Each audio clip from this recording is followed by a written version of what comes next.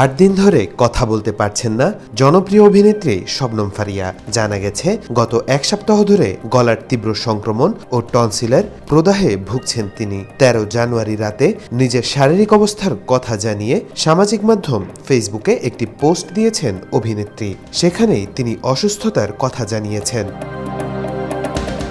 সামাজিক মাধ্যমে সেই পোস্টে শারীরিক অবস্থার কথা জানিয়ে শবনম ফারিয়া লিখেছেন, আমি গলায় গুরুতর সংক্রমণ ও টনসিলের প্রদাহে ভুগছি।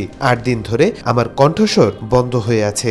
তিনি বলেন, 5 তারিখে কথা বলার শক্তি হারিয়ে ফেলেছিলাম এবং নিজেকে কথা বলার জন্য জোর করার ফলে অবস্থা আরও খারাপ হয়েছে। তিনি আরও বলেন, দুঃখের বিষয়ে আমাকে কয়েকটি নির্ধারিত কাজ ও শুটিং বাতিল করতে হয়েছে বলে জানিয়েছেন এই অভিনেত্রী। ফারিয়া আরও বলেন, বর্তমানে ফোন কল ধরার মতো অবস্থায় নেই। আমার অনেক কল আসছে কিন্তু ধরতে পারছি না। খুব জরুরি হলে দয়া করে টেক্সট করুন। 2018 সালে দেবী সিনেমার মাধ্যমে রূপালী পর্দায় অভিষেক হয় অভিনেত্রী শবনম ফারিয়ার। ওই কাজের জন্য তিনি শ্রেষ্ঠ পার্শ্ব অভিনেত্রী বিভাগে বাদশাহ পুরস্কার এবং শ্রেষ্ঠ নবীন অভিনয় শিল্পী বিভাগে মেরিল প্রথম আলো পুরস্কার অর্জন করেন। তৌফিকুল ইসলাম, আজকাল।